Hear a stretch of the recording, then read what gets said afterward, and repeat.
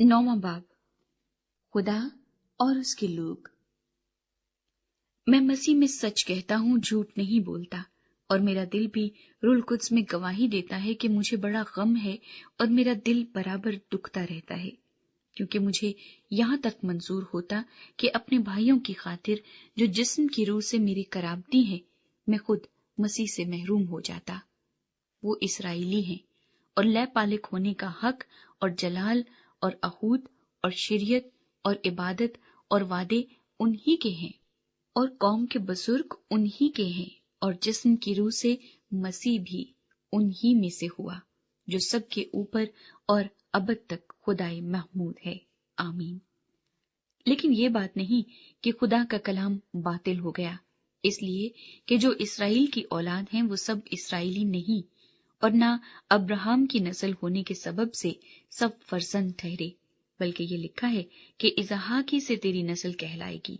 यानी जिस्मानी फर्जंद खुदा के फर्जंद नहीं, बल्कि वादे के फर्जंद नस्ल गिने जाते हैं, क्योंकि वादे का कौल ये है कि मैं इस वक्त के मुताबिक आऊंगा और सारा के बेटा होगा।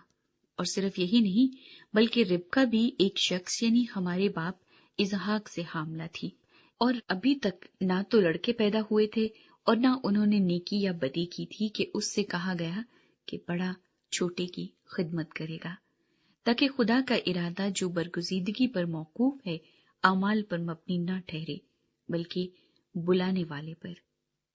चुनाचे लिखा है कि मैंने याकूब से तो मोहब्बत की, मगर ईसाऊ से नफरत।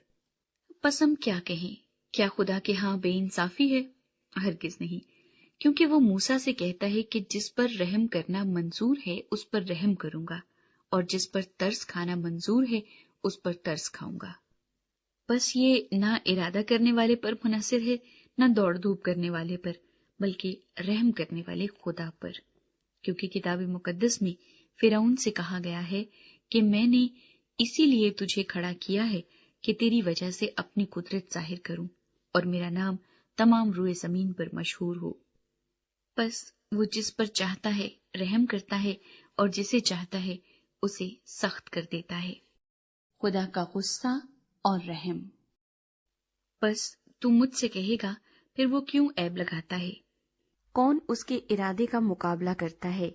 ऐ इंसान, भला तू कौन है जो खुदा के सामने जवाब देता है? क्या बनी हुई चीज बनाने वाले से कह सकती है कि तूने मुझे क्यों ऐसा बनाया? क्या कुम्हार को मट्टी पर इख्तियार नहीं कि एक ही लौंदे में से एक बर्तन इज्जत के लिए बनाए और दूसरा बेइज्जती के लिए?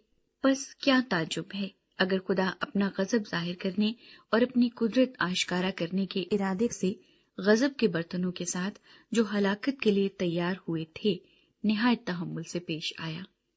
और ये इसलिए हुआ कि अपने जलाल की दौलत रहम के बर्तनों के जरिए से आश्कारा करे, जो उसने जलाल के लिए पहले से तैयार किए थे, यानी हमारे जरिए से, जिनको उसने न फकत यहूदियों में से बल्कि गैर कौमों में से भी बुलाया।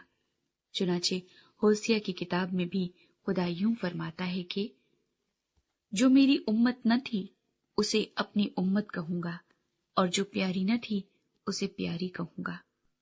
और ऐसा होगा कि जिस जगह उनसे ये कहा गया था कि तुम मेरी उम्मत नहीं हो, उसी जगह वो जिंदा खुदा के बेटे कहलाएंगे। और यसाया इसराइल की बाबत पुकार कर कहता है कि गो बनी इसराइल का शुमार समुंदर की रेत के बराबर हो, तो भी उनमें से थोड़े ही बचेंगे, क्योंकि खुदावंद अपने कलाम को तमाम और मुनकते करके उसके मुताबिक जमीन पर अमल करेगा। चुनाचे यसाया ने पहले भी कहा है कि अगर रब्बुल अफवाज हमारी कुछ नस्ल बाकी न रखता तो हम सदूम की मानिद और अमूरा के बराबर हो जाते। बनी इसराइल के लिए पौलुस की दुआ। बस हम क्या कहें, ये कि गैर कौमों ने जो रास्तबाजी की तलाश न करती थी रास्तबाजी हासिल की, यानी वो रास्तबाजी जो ईमान से है, मगर इसराइल जो रास्तबाजी की शरीयत की तलाश करता था उस शरीयत तक ना पहुंचा। किस लिए? इसलिए कि उन्होंने ईमान से नहीं बल्कि गोया अमाल से उसकी तलाश की। उन्होंने उस ठोकर खाने के पत्थर से ठोकर खाई। चुनाचे लिखा है कि دیکھو میں سیون میں ٹھیس لگنے کا پتھر اور ٹھوکر کھانے کی چٹان رکھتا ہوں، اور جو اس پر ایمان لائے گا وہ شرمندہ نہ ہوگا۔